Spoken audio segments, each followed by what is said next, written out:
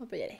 Si je vous dis paillettes, tapis rouge, croisette, cinéma, vous me dites Festival de Cannes. Et oui, alors que la 74e édition du Festival de Cannes vient de se clôturer, j'aimerais vous dévoiler quelques petits secrets et anecdotes sur ce festival du film mondialement connu. Entre magouilles et tricherie au vote, le festival cache bien des choses. On va commencer avec l'histoire du festival, d'où est venue l'idée, etc. Et on enchaînera avec quelques petites anecdotes croustillantes sur les people à Cannes. Allez, on va voir ça ensemble. Générique.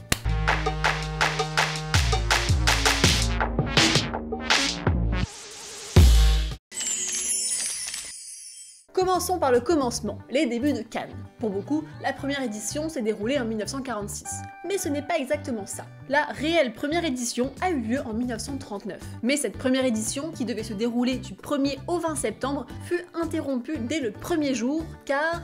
les amateurs d'histoire vont faire le rapprochement, le même jour, la Première Guerre mondiale a été déclarée. Le festival a donc été interrompu car les troupes allemandes ont envahi la Pologne. Du coup, un seul film a été diffusé cette année-là, Quasimodo, le bossu Notre-Dame de William Dieterle.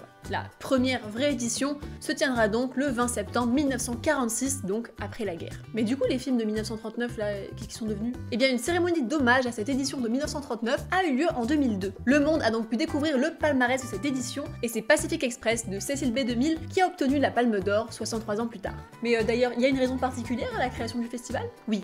Le festival a été créé pour en contrer un autre. En fait, le gouvernement de l'époque avait voulu créer un festival international du cinéma libre pour s'opposer à la Mostra de Venise. C'est un peu l'équivalent du festival de Cannes, mais en Italie, qui avait été créé quelques années avant et qui était complètement contrôlé par les régimes fascistes de l'époque. Pour faire court, en 1937, l'Allemagne nazie fut super vexée que le prix principal soit accordé à un film français, donc non fasciste. Et en gros, ils ont mis grave la pression aux organisateurs et comme par hasard, l'année suivante, les prix principaux ont été accordés à un film qui parlait des Jeux Olympiques de Munich et à un autre qui racontait les exploits des aviateurs italiens.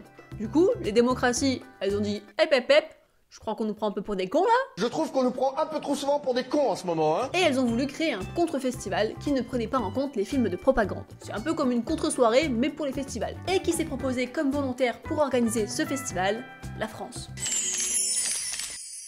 Passons maintenant aux petits secrets et magouilles des stars sur le tapis rouge. Commençons avec un président du jury pour le moins persuasif. En 1977, Roberto Rossellini, un réalisateur italien, est président du jury. Bon, en général, chaque membre du jury a son film favori parmi la sélection, et du coup, il vote pour lui. Sauf que Roberto, il ne s'est pas contenté d'écrire le nom de son film préféré sur un papier comme aux délibérations de Koh-Lanta. Ah!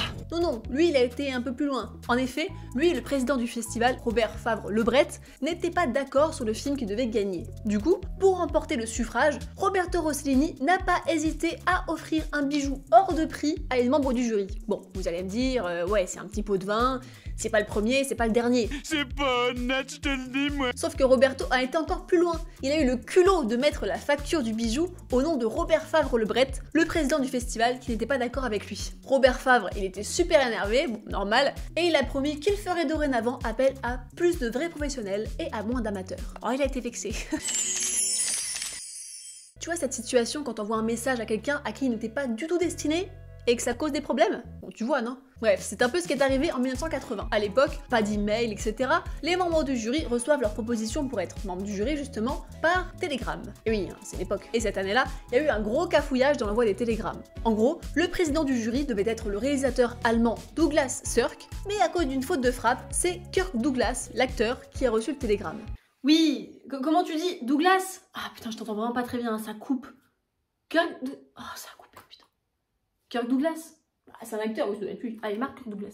Et du coup, Kirk Douglas a accepté bien gentiment l'offre. Et le truc, c'est qu'une fois qu'il avait accepté, bah c'était plus possible de lui dire non. Oui, Kirk? Oui, bonjour, ici le Festival de Cannes. Oui, l'organisation. Oh, j'ai adoré votre dernier film, hein, un bijou vraiment génial. Oui, je vous appelle au sujet de l'invitation pour le Festival de Cannes. Ah, vous êtes ravis? Bah nous aussi du coup. Faut juste qu'on change les noms sur les sièges. Non, je disais, votre siège vous attend. Oui, on se voit à Cannes. Allez, à très bientôt. Bonne journée. Mais l'histoire ne s'arrête pas là. Kirk Douglas, une fois qu'il était président du jury, il avait bien l'intention que son film favori gagne. Et alors que son film préféré de la sélection All That Jazz de Bob Fosse arrive ex-aequo avec un autre film, les membres du jury devaient revoter. Bah Kirk Douglas, il s'est enfermé dans sa chambre en prétendant être malade et ne plus pouvoir voter. Du coup, les deux films ont reçu la Palme d'Or cette année-là. Sacré Kirk. Kirk Douglas n'est pas le seul à avoir usé de stratagèmes pour que son film préféré l'emporte. En 1991, alors que Roman Polanski est président du jury, aucun film de la sélection ne lui plaît, mais genre aucun d'aucun. Mis à part un film, Barton Fink des frères Coen. En même temps, apparemment, ce film serait pensé comme un hommage évident à l'œuvre de Polanski, donc normal qu'il aime bien. Perso, j'ai pas vu le film, donc je peux pas vous dire si c'est vrai ou non, mais bref. Du coup, pour être sûr que ce film gagne, il a organisé une réunion la veille de la délibération officielle où il a fait boire tout le monde. Et une fois que tout le monde était bien torché, il leur a fait voter le gagnant de la Palme d'Or. Et le lendemain, une fois que les gens avaient dessoulé, il a totalement refusé que le vote soit refait. Du coup, c'est bien le film Barton Fink des frères Coen qui a remporté la Palme d'Or cette année-là. Mais c'était pas tout. Vu qu'aucun des autres films ne lui plaisait, il a aussi remis aux frères Coen le prix de la mise en scène et le prix de l'interprétation masculine sans chercher à mieux répartir les prix. En gros, si ça tenait qu'à lui, il aurait donné tous les prix au même film. D'ailleurs, Barton Fink, c'est devenu le film le plus primé de l'histoire du Festival de Cannes suite à ça. Et certains des autres vainqueurs de cette édition ne se sont pas privés pour montrer leur mécontentement. C'est notamment le cas de Spike Lee et surtout Lars von Trier qui a gagné le prix du jury ex-aequo avec notre film. Il est monté sur scène et textuellement a remercié le nain et le reste du jury, en référence à la petite taille de Roman Polanski. Oh, c'est petit de se moquer de la taille des gens, hein. Lars? What can I say? Thank you very much to the midget and the rest of the jury.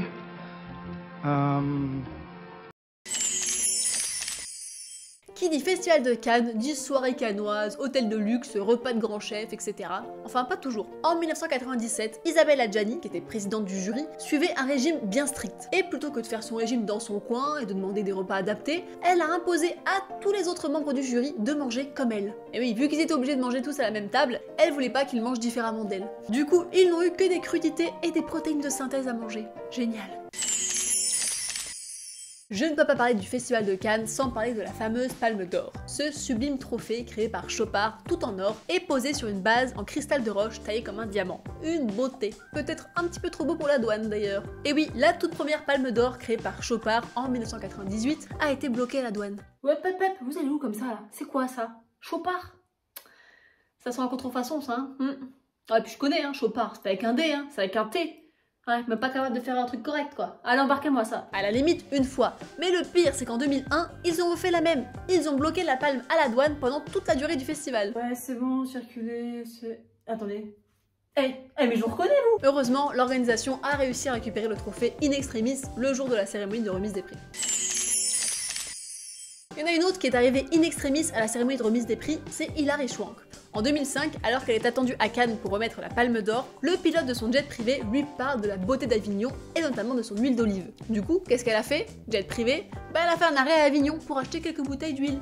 En voyant l'heure qui tournait, l'équipe du festival, eux, ils l'attendaient en bas des marches, ils étaient tendus comme des arbalètes, mais heureusement, elle est arrivée pile à l'heure et a pu remettre la Palme d'Or. Et voilà, on arrive à la fin de cette vidéo. Si ça vous a plu, n'hésitez pas à la liker et à vous abonner à ma chaîne. Et dites-moi en commentaire si vous aimeriez monter les marches et quel serait l'acteur ou l'actrice que vous adoreriez y croiser. Bon, moi j'avais mis ma petite robe à paillettes en me disant on sait jamais qu'une invitation tombe du ciel, ou qu'ils me prennent pour la Palme d'Or, peut-être. Sur un malentendu, doré, ça peut passer. Apparemment ça ne marche pas. Oui, Leonardo, oui, c'est Sarah. Je t'appelle concernant l'invitation pour ce soir, oui, la cérémonie de remise des prix, la cérémonie de la Palme d'Or. Comment ça, t'as pas d'invitation? Mais je suis prête, moi je t'attends, j'ai déjà ma robe à paillettes. Quoi, une mesure d'éloignement? Contre moi? Leonardo, pas de ça entre nous. Leonardo? Et cut!